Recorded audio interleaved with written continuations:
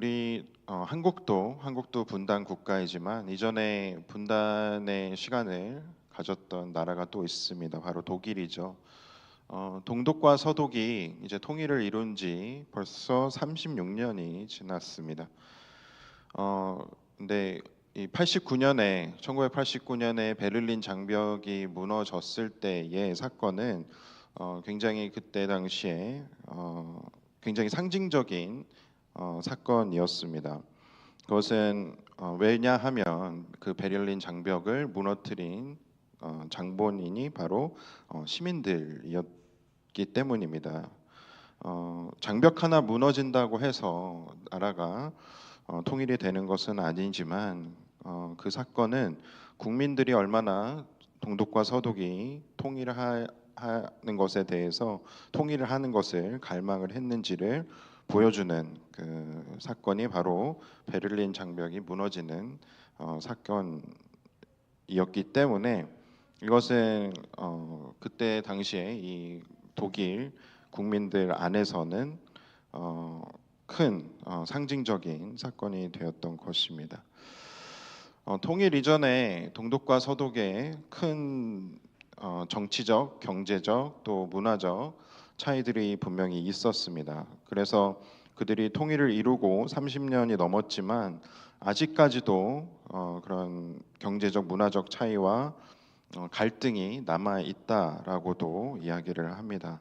그런데 그들이 단기적으로는 그렇게 어려움을 겪을 수밖에는 없지만 훨씬 더 장기적으로 봤을 때에 그것이 그들에게 결국 주는 훨씬 더 큰 좋은 것들이 있었고 이득들이 있었고 또 그것보다도 더 컸던 그들의 하나됨에 대한 소망과 또 분단 국가가 갖는 그런 역사적 사명이 더 컸기 때문에 결국 그 독일 국민들 안에는 통일에 대한 갈망이 분명히 컸다라는 것을 저희들이 알 수 있는 부분입니다. 이렇게 어느 공동체나 사실 보이는 장벽도 있고 보이지 않는 장벽들이 존재를 합니다. 어느 공동체나 다 그렇습니다. 그리고 세상 어느 곳에서든지 우리는 쉽게 그러한 장벽들을 발견을 할 수 있게 됩니다. 그 장벽들이 존재하는 이유는 결국 더 비슷하고 더 같은 공감대가 형성이 되는 사람들이 한 곳으로 모이기 위함이고, 그리고 나와는 다른 사람들과 나 스스로를 분리하기 위해서 그러한 장벽들은 존재를 하는 것이죠. 결국 오랜 세월을 지나가면서 인간들은 생존 전략에 따라 그것을 그러한 방법들을 취해 나갔습니다. 그것이 그들에게 좀 더 편하고 또 살아남기 용이했기 때문에 그런 자세들을 취하게 된 것이죠. 그런데 어느 공동체든지 또 교회를 포함한 어느 공동체든지 보이지 않는 장벽들도 존재를 합니다. 그러한 보이지 않는 장벽들은 언어를 통해서 세워지기도 하고요. 또 문화적인 차이, 세대의 차이, 또 정치적인 관점의 다른 것 때문에 생기는 그런 차이들, 심지어 사회적 위치에 따라, 인컴에 따라서 우리는 우리 스스로를 서로로부터 이렇게 격리를 시키기 위해서 장벽을 세웁니다. 그런데 오늘 본문 말씀에 보면 이러한 장벽들이 세워짐에 대해서 예수님께서 어떻게 반응을 하셨는지 우리는 분명히 알 수가 있습니다. 사람들이 어린 아이들을 데리고 예수님께로 갔습니다. 자기의 자녀들이었겠죠. 그리고 그들이 예수님을 통해서 축복받기를 원했고, 또 예수님의 은혜를, 예수님의 가르침을 또 아이들도 받았으면 하는 그러한 마음에서였을 것입니다. 그런데 거기서부터 이제 문제가 발생을 합니다. 바로 예수님의 제자들이 그 아이들을 막았던 것이죠. 어떻게 보면 이 제자들은 이 아이들이 예수님의 가르침에 방해가 될 수 있기 때문에 그렇게 했는지도 모르겠습니다. 저조차도 시끄러운 아이들이 있다면 제가 집중하는 것에 방해를 받기 때문에 때로는 그것이 불편하기도 합니다. 그래서 좀 조용한 곳에서 내 일에 집중을 하기를 원하기도 하고 또 그것이 좋은 환경이라고 생각을 하게 되기도 합니다. 그런데 예수님께서는 이때 어떻게 반응을 하십니까? 바로 어린아이들이 내게 오는 것을 허락하고 막지 말라라고 말을 하는 것이죠. 예수님과 아이들 사이에 장벽이 세워졌습니다. 그것은 보이지 않는 장벽이었고 그것은 누구도 아닌 예수님의 제자들이 세워버립니다. 그런데 예수님 스스로가 그러한 장벽들을 너희가 세우지 말라라고 말씀을 하셨고 그것을 통해서 아이들은 예수님께 갈 수 있었고 또 예수님의 축복을 받을 수 있었고 안수를 받고 또 거기서 떠날 수 있었던 것입니다. 이렇게 우리 공동체 안에서도 우리 스스로가 장벽들을 세워 나갑니다. 제가 어릴 때 교회에서 신앙생활을 하면서 교회로부터 받았던 상처들이 좀 있었습니다. 그 중에 대표적인 것 하나를 좀 말씀을 드리자면, 제가 중고등부였을 때 찬양팀을 했었습니다.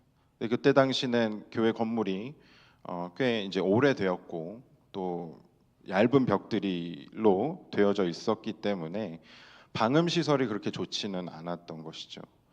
그런데 중고등부 예배와 어른 예배가 동시간대에 같은 건물에서 이루어졌기 때문에 1, 2층을 나누어서 이루어졌기 때문에 중고등부에서 찬양하는 소리가 아마도 어른 예배 드리는 데에 아마 크게 들렸던 것 같습니다. 저희들이 찬양을 할 때마다 한 분이 이제 내려오셔가지고 조용히 하라는 사인을 보내십니다. 그럼 저희는 당황스럽습니다.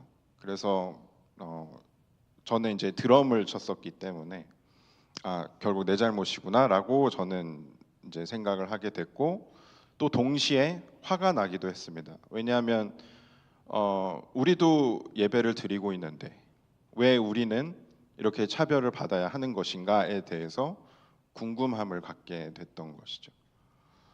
이렇게 어른과 아이들 사이에 장벽이 세워졌습니다. 그리고 그것을 아이들은 차별이라고 인식을 합니다. 거기서 이제 공평함이 사라지게 된 것이죠. 같은 시간에 같은 예배를 드리고 있는데 어른과 아이가 차별 대우를 받게 되었던 겁니다. 이렇게 아이들이 교회에서 상처를 받게 되면 그 아이들은 자라서 결국 어른들이 우선이 되어지는 교회 문화에서 떠나고 싶어 합니다. 그들도 사랑을 받고 싶어 하고 축복받고 싶어 하고 은혜 받고 싶어 하는데 그들에게 선택권이 주어지지 않은 것처럼 느껴지게 되는 것이죠.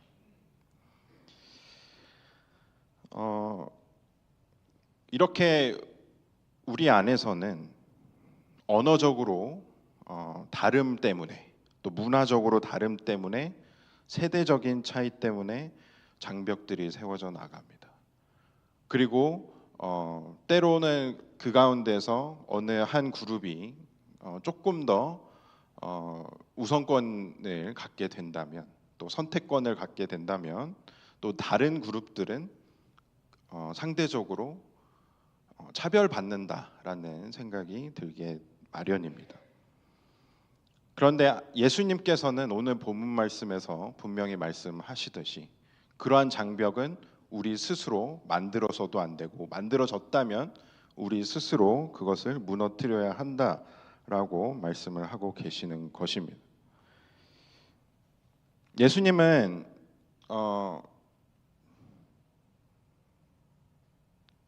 심지어 죄인들과도 친구로 지내셨던 분이십니다. 마가복음 2장 말씀을 보면 그의 집에 앉아 잡수실 때에 많은 세리와 죄인들이 예수와 그의 제자들과 함께 앉았으니 이는 그러한 사람들이 많이 있어서 예수를 따름이로라. 바리새인의 서기관들이 예수께서 죄인 및 서리들과 함께 잡수시는 것을 보고 그의 제자들에게 이르어 어찌하여 세리 및 죄인들과 함께 먹는가? 예수께서 들으시고 그들에게 이르시되 건강한 자에게는 의사가 쓸데없고 병든 자에게라야 쓸데가 있느니라. 나는 의인을 부르러 온 것이 아니요 죄인을 부르러 왔노라 하시니라. 여기서 바리새인과 서기관들은 하나님과 죄인 사이에 장벽이 있음을 분명히 주장을 합니다.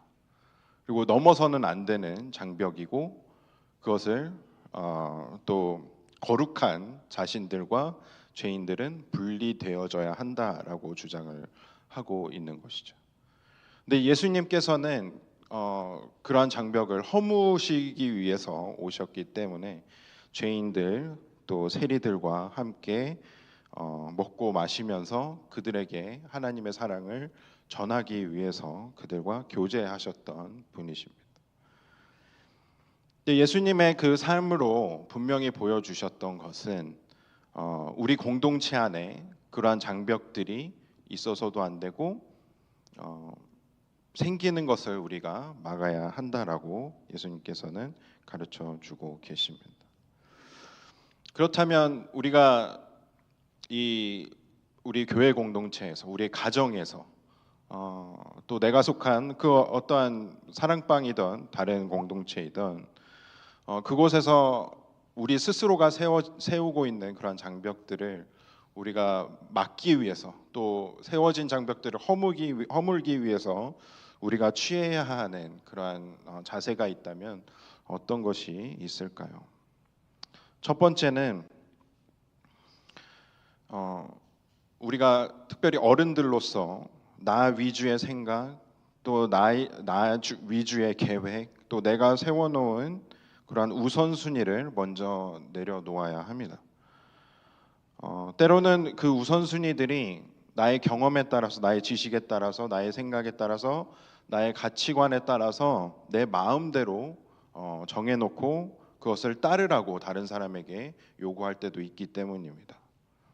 가장 숫자가 많은 순으로, 가장 나이가 많은 순으로, 또 가장 경험이 많은 순으로, 또 사회적 위치를 정해놓고 그것을 순서대로 정해서 우리는 우선순위를 정하게 됩니다.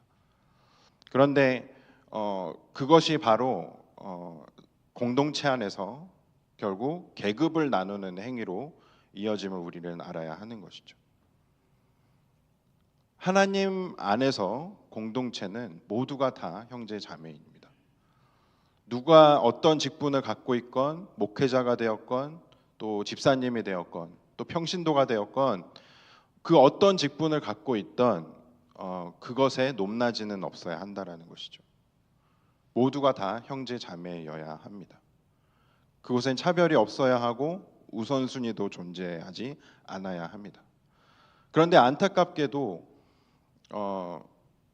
또 한국 문화 안에서는 그러한 계급들이 있어 왔기 때문에 그동안 그런 계급들이 있어 왔기 때문에 어쩔 수 없이 우리가 익숙한 방식대로 해 나가다 보면 계획들을 해 나가다 보면 그러한 우선순위를 우리가 따르게 되는 것입니다. 그리고 두 번째, 우리 스스로 장벽을 허물기 위해서는 우리가 복음을 위해 불편함을 기꺼이 감당하는 삶을 살아내야 합니다. 하나님은 세상을 이처럼 사랑하셔서 독생자 예수 그리스도를 이 땅에 보내시고 또 예수 그리스도는 인간의 몸으로 이 땅에 오셨기 때문에 경험해야 했던 불편함이 분명히 있으셨습니다. 인간이 가지고 있는 육체적 한계, 인간이 가지고 있는 그런 위치적 한계, 또 육신으로 감당해야 했던 모든 고통, 또 심리적으로 감당해야 했어야만 했던 모든 외로움, 아픔들, 그런 것들을 다 감당하시기 위해서 이 땅에 인간의 몸으로 오셨습니다. 예수님께서는 기꺼이 그 불편함을 겪으시면서 이루시길 원하셨던 것은 하나님과 죄인인 우리 인간들 사이에 있는 장벽을 허무시길 원하셨던 것이었죠. 히브리서 10장 19절에서 20절은 이렇게 이야기를 합니다. 그러므로 형제들아 우리가 예수의 피를 힘입어 성소에 들어갈 담력을 얻었나니 그 길은 우리를 위하여 휘장 가운데로 열어놓으신 새로운 살 길이요 휘장은 곧 그의 육체니라. 예수님께서 십자가에 달리시면서 지성소와 세상 밖을 나누고 있던 휘장이 위에서부터 아래까지 찢어졌습니다. 그것은 하나님께서 직접 그 장벽을 허무셨다라는 증거인 것이죠. 인간이 먼저 잘했기 때문이 아닙니다.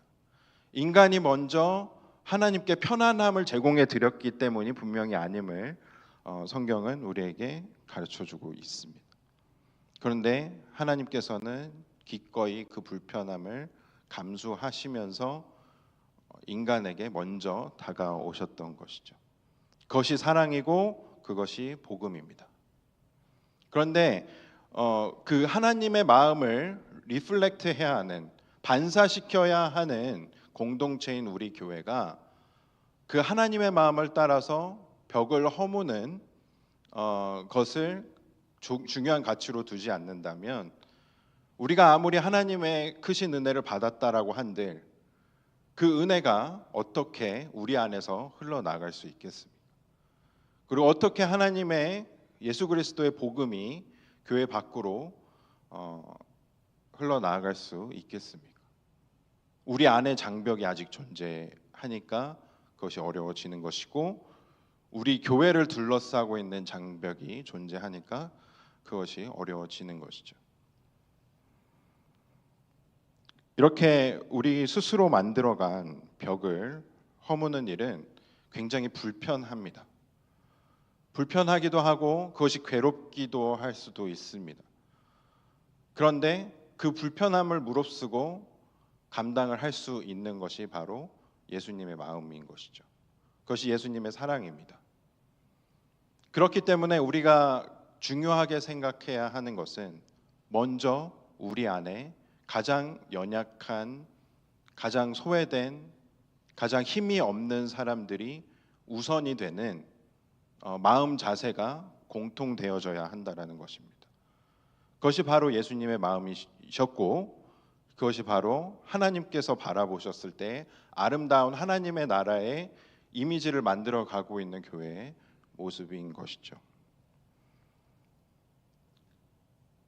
벽을 허무는 일은 쉬운 것은 아니지만 공동체 안에 하나님의 은혜와 사랑이 흘러가고 가득 차고 그것이 흘러넘쳐서 열방으로 복음과 하나님의 사랑이 흘러나가기 위해서는 반드시 필요한 것이 바로 우리 스스로가 이러한 장벽들을 허무는 것입니다. 기꺼이 불편함으로 나아가는 것, 또 내가 가지고 있는 생각보다는 하나님께서 말씀하신 우선순위를 따르는 것입니다.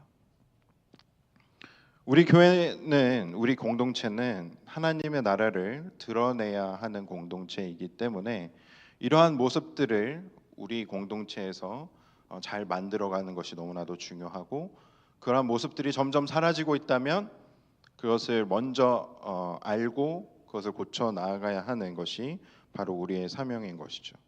이제 한 해를 마무리하면서 이제 2026년을 준비하는 과정 속에 있습니다. 또 여러 가지 사역들이 준비되어지고 있고 굉장히 바쁘게 돌아가고 있습니다. 또 새로운 리더들이 세워지고 있고 또 기존에 계시던 리더분들은 자리를 이동하는 시기가 이루어지고 있고, 또 많은 또 청소년들도, 우리 학생들도 새로운 학년에 이제 적응을 해서 이제 내년을 또 준비해야 하는 과정 속에 있습니다. 그런데 그 과정 속에서 많은 변화가 있겠지만 우리가 변화되어져야 하지 않는 것이 있다면 그것은 바로 우리 공동체가 하나님의 나라를 계속해서 닮아가는 것입니다. 이사야서 11장 6절에서 8절 말씀 아주 우리가 잘 아는 말씀인데 세 번역으로 읽겠습니다. 그때에는 이리가 어린 양과 함께 살며 표범이 새끼 염소와 함께 누우며 송아지와 새끼 사자와 살찐 짐승이 함께 풀을 뜯고 어린아이가 그것을 이끌고 다닌다. 암소와 곰이 서로 벗이 되며 그것들의 새끼가 함께 눕고 사자가 소처럼 풀을 먹는다. 젖 먹는 아이가 독사의 구멍 곁에서 장난하고 젖된 아이가 살무사의 굴에 손을 넣는다. 이것이 바로 하나님의 나라의 모습입니다. 그곳에는 상식으로서는 설명이 되지 않는 일들이 벌어짐을 성경이 보여주고 있습니다.